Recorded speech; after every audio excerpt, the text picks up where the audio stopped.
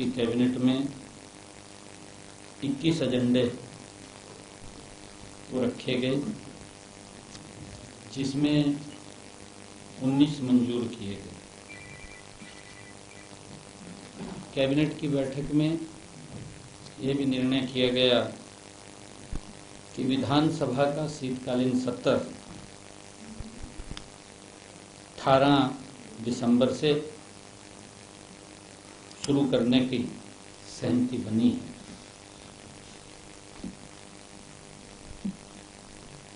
इसी प्रकार हमारे जो कैबिनेट में निर्णय लिया गया, 6 जिलों के गांव की तहसील बदली गई है, क्योंकि लोगों की बड़ी मांग आ रही थी और उस मांग के अनुसार लोग लगातार ये मांग कर रहे थे कि हमें नज़दीक ये स्थान पड़ता है। 6 जिलों के 17 गांवों को सेक्टर्स को एक तहसील से दूसरी तहसील में स्थानांतरित करने की मंजूरी भी दी गई है, क्योंकि इसका मुख्य उद्देश्य प्रशासनिक सुधार के तहत नागरिक सेवाओं में तेजी लाने और उन्हें अधिक प्रभावी बनाने के लिए कैबिनेट में निर्णय किया गया है। मैं बताना चाहूँगा कि इस बारे में लोगों और जनप्रतिनिधियों की ओर से सरकार के पास लगातार मांग आ रही थी और उनके द्वारा दिए गए प्रतिवेदनों पर विचार करने के लिए हरियाणा सरकार ने एक उच्च कमेटी का भी गठन किया हुआ है। कमेटी द्वारा अपने मानकों पर विचार करके गांव को एक तहसील से दूसरी तहसील में बदलने की अनुशंसा दी है और आज इस सिफारिश को मंत्रिमंडल ने मंजूर कर लिया है।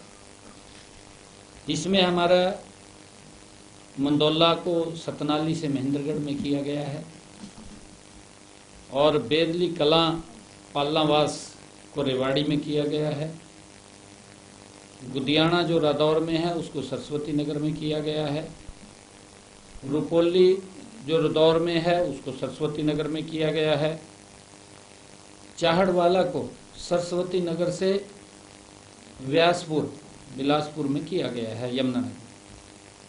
और इसी प्रकार सेक्टर 15, 15A और 16A जो बड़खल के हैं उनको फरीदाबाद में किया गया है और सेक्टर 21A और 21B फरीदाबाद से बड़खल में किए गए हैं।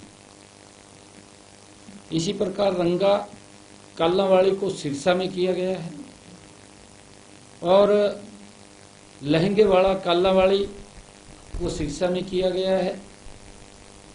मत्तड़ कालावाली सिरसा में किया गया है। अलीका कालावाली सिरसा में किया गया है। मलिकपुरा कालावाली डबवाली में किया गया है और किंगरा कालावाड़ी डबवाली में किया गया है। नौरंग कालावाड़ी डबवाली में किया गया है और बनवाड़ा कालावाड़ी ये डबवाली में किया गया है। गोरीवाड़ा जो स्थान है डबवाली में किया गया है। मिठड़ी जो कालावाड़ी में पड़ता था उसको डबवाली में किया गया है। बिलोचपुर जो मातनहेल में था उसे जज्जर में किया गया है। बिंडावास जो मातनहेल में था उसे भी जज्जर में किया गया है और शाहजहांपुर मातनहेल में था उसको भी जज्जर में किया गया है। और इसी प्रकार जो हमारी टूरिस्ट गाड़ियाँ हैं, टूरिस्ट गाड़ियों की जो चलने वाली हैं उन गाड़ियों की अवधि तय करने के लिए प्रस्ताव को भी मंजूरी दी गई है। ऑल इंडिया टूरिस्ट परमिट जो पहले 8-9 साल होती थी, अब NCR क्षेत्र में पेट्रोल या CNG से चलने वाली गाड़ियों के लिए अधिकतम 12 साल तय की गई है और डीजल गाड़ियों के लिए अधिकतम अवधि 10 वर्ष तय की गई है। और इसी प्रकार नॉन एनसीआर क्षेत्र में पेट्रोल, सीएनजी और डीजल गाड़ियों सभी के लिए 12 साल तय की गई है। और इसी प्रकार जो अन्य परमिट हैं, जैसे स्टेज कैरीज या कॉन्ट्रैक्ट कैरीज, गुड्स कैरीज और स्कूल बसेस, इसके लिए पेट्रोल, सीएनजी, इलेक्ट्रिक या दूसरे ईंधन पर चलने वाली गाड़ियों के लिए अधिकतम अवधि 15 साल तय की गई है। क्योंकि ये पहले अमेंडमेंट आया था, ये इसको एज इट इज रखा है, इसमें चेंज नहीं किया। और इसी प्रकार डीजल गाड़ियों के लिए अधिकतम अवधि 10 वर्ष वो तय की गई है। सभी प्रकार की गाड़ियों के लिए नॉन एनसीआर एरिया में अधिकतम अवधि 15 साल तय की गई है। और इसी प्रकार हरियाणा नगर निकाय जो विधेयक 2025 है, शहरों की समुचित और सुव्यवस्थित विकास के लिए हरियाणा सरकार ने प्रशासनिक ढांचे में आमूल परिवर्तन करने के निर्णय लिया है। इसी कड़ी में मंत्रिमंडल ने नगर निगम, नगर परिषदों और नगर पालिकाओं के लिए एक अधिनियम बनाने के लिए विधेयक को मंजूरी दी है। पहले क्योंकि नगर पालिका का अलग था और निगम का अलग था, अब इसको इकट्ठा एक किया है, एक ही उसको मंजूरी दी है। जैसा कि वर्तमान में 87 नगर निकाय हैं जो 2 अलग अलग अधिनियमों के तहत संचालित हो रहे थे। इससे लोगों को भी दिक्कत, प्रशासनिक जटिलता भी आती थी। और इसी को ध्यान में रखते हुए नया अधिनियम बनाने के लिए हरियाणा नगर निकाय विधेयक 2025 ये लाया गया है। हरियाणा नगर निकाय विधेयक 2025 का जो उद्देश्य है, सभी श्रेणियों की निकायों जैसे नगर निगमों, नगर परिषदों और नगर पालिकाओं को एक ही कानूनी ढांचे के अंतर्गत लाया गया है। इस विधेयक में विभिन्न प्रावधान भी जोड़े गए हैं, जैसे नगर पालिकाओं को सरकार द्वारा तय न्यूनतम और अधिकतम सीमा के बीच विभिन्न करों जैसे fees, property tax, development tax, garbage, विज्ञापन, पानी और सीवरेज शुल्क तय करने का अधिकार उनको दिया गया है। शहरी परिवहन योजना और हरित क्षेत्रों के संरक्षण और विकास के लिए शहरी वानिकी का भी प्रावधान इसमें किया गया है। और इसी प्रकार नगर निकाय अपराधों की सुनवाई के लिए भी नगर निकाय मजिस्ट्रेट नियुक्त करने का भी इसमें प्रावधान किया गया है। क्योंकि कई प्रकार की लोगों की जो ग्रीवेंस समस्याएं होती हैं, तो उनको सुनने के लिए। और इसी प्रकार नगर निकाय कर्मचारियों के लिए सामान्य सेवा नियम प्रस्तावित किए गए हैं, ताकि दोहरे कानूनी ढांचे के कारण होने वाली जो स्थानांतरण और पदोन्नति सभी विवाद इससे कम होंगे, जो निर्णय लिया गया है। और इसी प्रकार आज कैबिनेट में HCS नियमों में भी संशोधन किया गया है। कैबिनेट की बैठक में जो HCS के नियम संशोधनों में को मंजूरी दी गई है, उसमें मुख्य रूप से HCS परीक्षा के लिए पहले 4 पेपर्स की जगह अब 6 पेपर कर दिए हैं, जिनके कुल अंक 600 होंगे। संशोधित जो ढांचे अनुसार पेपर इंग्लिश और पेपर हिंदी 100-100 अंक के होंगे। और इसके अलावा अब 4 जर्नल स्टडीज के पेपर होंगे और हर पेपर 100 अंक का 100-100 अंक का होगा। प्रारंभिक परीक्षा में कोई बदलाव नहीं होगा। जो केवल स्क्रीनिंग के लिए होगा और 200 अंक का होगा। पर्सनैलिटी टेस्ट भी वैसा ही रहेगा और 75 अंक का होगा। हरियाणा राज्य अभियोजन विभाग विधिक सेवा नियम 2013 में भी संशोधन किया गया है। नए आपराधिक कानूनों को प्रभावी रूप से लागू करने के लिए अभियोजन विभाग में 48 पद सृजित किए गए हैं। इसकी मंजूरी भी कैबिनेट ने दी है। इनमें उपनिदेशक के 24 पद और सहायक निदेशक के 24 पद शामिल हैं। इन पदों को भरने के लिए हरियाणा राज्य अभियोजन विभाग विधिक सेवा नियम 2013 में भर्ती की पद्धति, पात्रता और शर्तें और अनुभव ये निर्धारित करने के उद्देश्य से संशोधन किया गया है। और इसी प्रकार कांस्टेबल और सब इंस्पेक्टर की भर्ती के नियमों में भी संशोधन किया गया है। कांस्टेबल और सब इंस्पेक्टर भर्ती के लिए जो पंजाब पुलिस नियम 1934 हरियाणा में जो लागू है में संशोधन को भी कैबिनेट ने मंजूरी दी है। अब एनसीसी सर्टिफिकेट वालों को अतिरिक्त वेटेज, जिनके पास ए सर्टिफिकेट है उनको 1 अंक, बी सर्टिफिकेट पर 2 अंक और सी सर्टिफिकेट पर 3 अंक मिलेंगे। ये वेटेज दी गई है, कैबिनेट में फैसला लिया गया है। अब हरियाणा कर्मचारी चयन आयोग शारीरिक मापन परीक्षण और शारीरिक स्क्रीनिंग परीक्षण में उत्तीर्ण उम्मीदवारों में से प्रत्येक श्रेणी के विज्ञापित पदों की संख्या से 10 गुना उम्मीदवारों को शॉर्ट लिस्ट करेगा, जिन्हें नॉलेज टेस्ट के लिए बुलाया जाएगा। नॉलेज टेस्ट में 97% वेटेज होगा। इसी प्रकार कैबिनेट में एग्रीगेटर लाइसेंस देने के लिए हरियाणा मोटर वाहन नियमों में भी बदलाव किया गया है।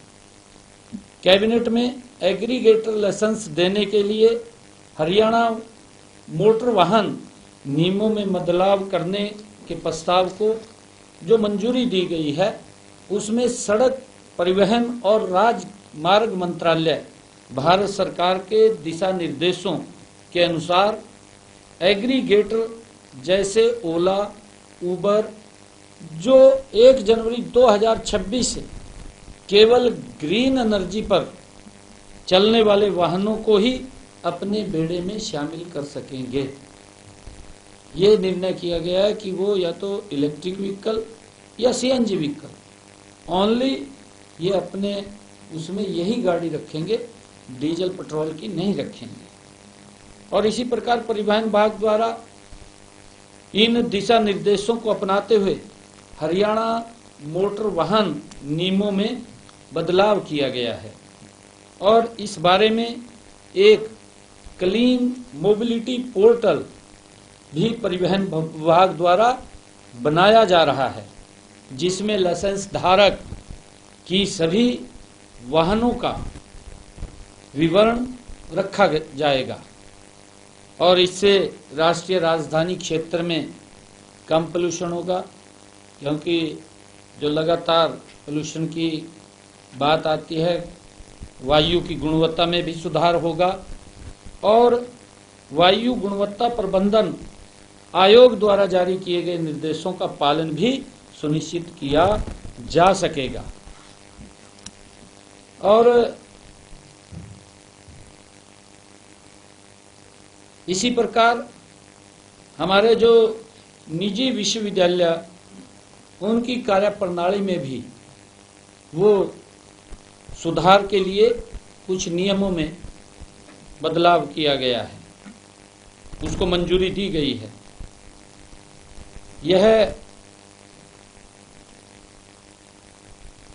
इस बिल के अंदर, क्योंकि बिल का उद्देश्य शारीरिक जो मानकों को न बनाए रखने पर निजी विश्वविद्यालयों के प्राधिकारियों को उनको सुधार के लिए प्रशासनिक नियुक्ति करने का अधिकार इसके अंदर दिया गया है। मान लो कोई गड़बड़ मिलती है, उसके लिए इसका उसमें अधिकार दिया गया है। और इसी प्रकार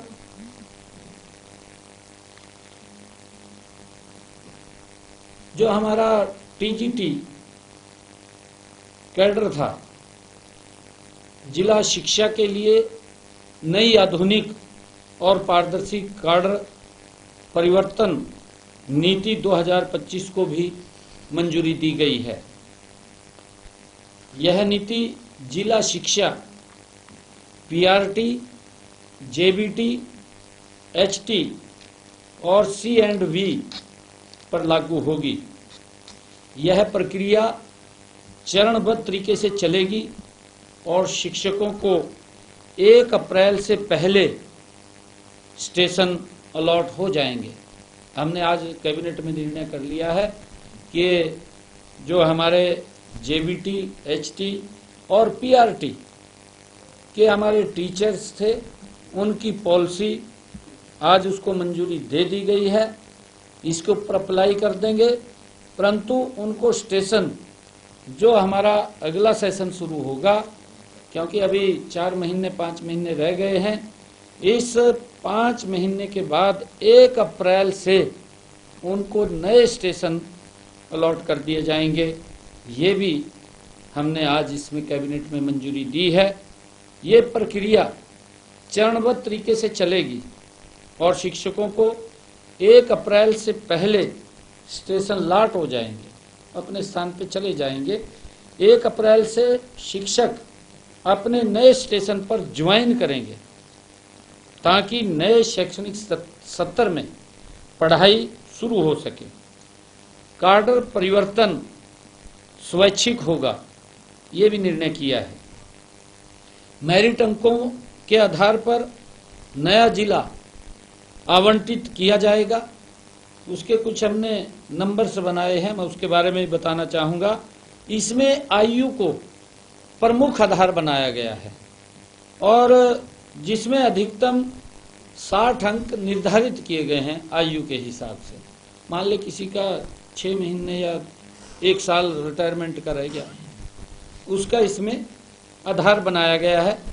और विशेष श्रेणियों के शिक्षकों को अतिरिक्त 20 अंक देने का प्रावधान किया गया है उससे। और कुछ टीचर्स की कुछ कैटेगरीज में 80 मेरिट पॉइंट दिए जाएंगे।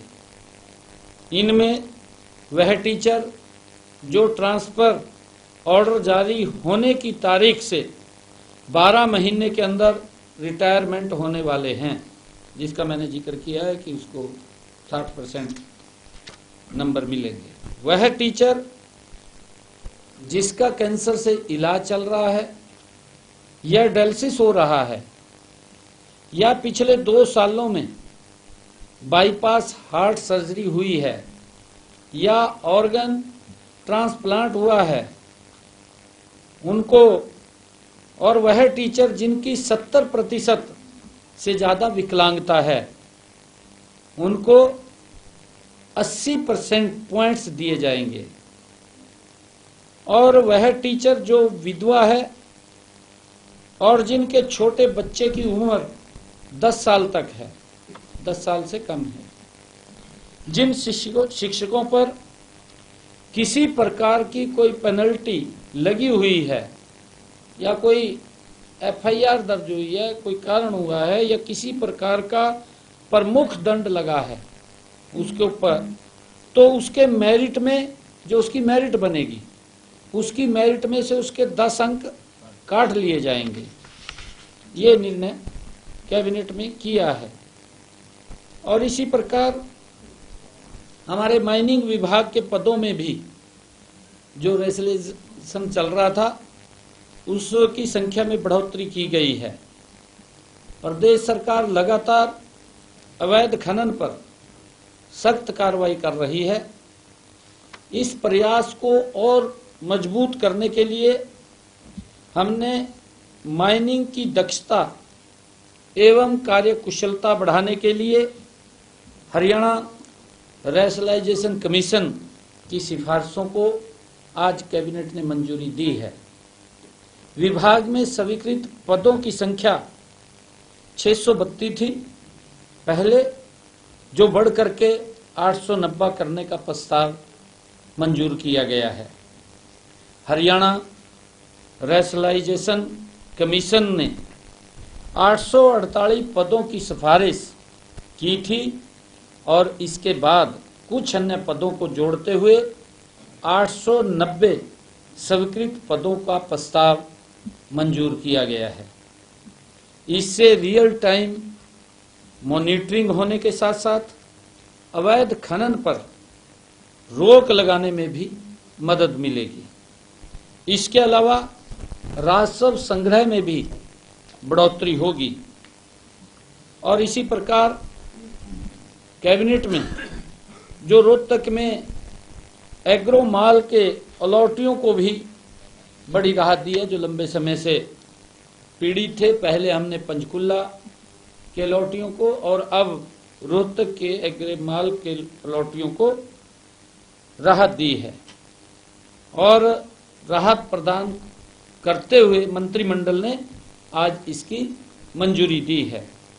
जो अलाटी आवंटित साइट को नहीं रखना चाहते, जिनको लॉट होगी तो उन्होंने पैसा जमा करा दिया था, उनकी जमा राशि पर 7% वार्षिक ब्याज के साथ उसको वापसी की पेशकश की जाएगी कि अगर वो पैसा वापस लेना चाहे तो 7% वार्षिक ब्याज की दर से वापस ले सकता है।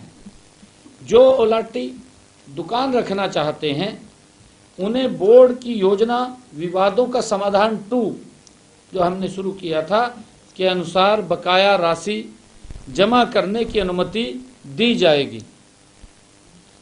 अन्यथा लागू नियमों के अनुसार दुकान पुनः रिज्यूम कर ली जाएगी। अगर वो उस योजना के अंदर नहीं आ सकते तो उसको रिज्यूम कर लिया जाएगा। वर्ष 2013 में दुकानों की नीलामी की गई थी और 282 में से 78 दुकानें आवंटित की गई थी।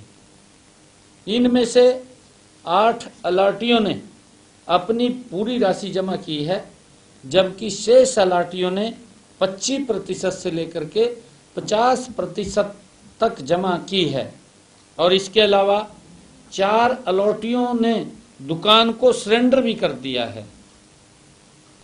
तो उनको आज मंत्रिमंडल ने मंजूरी दिया, एक बड़ी राहत उनको दी है। Thank you. हाँ, एक रह गया विषय, एक विषय रह गया।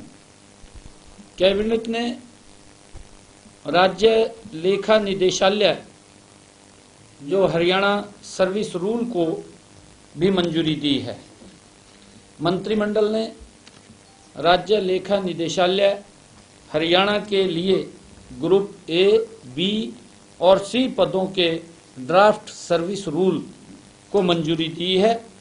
निदेशालय में कुल 535 पद स्वीकृत हैं, जिनमें ग्रुप ए के 4 और पद ग्रुप बी के 107 पद हैं और ग्रुप सी के 395 पद हैं। ग्रुप डी के 29 पद शामिल हैं। सर्विस रूल के लागू होने के बाद अब ग्रुप ए और बी के पद हरियाणा लोक सेवा आयोग के माध्यम से HPSC के माध्यम से तथा ग्रुप सी के पद हरियाणा कर्मचारी चयन आयोग HSSC के द्वारा भरे जाएंगे। थैंक यू, धन्यवाद।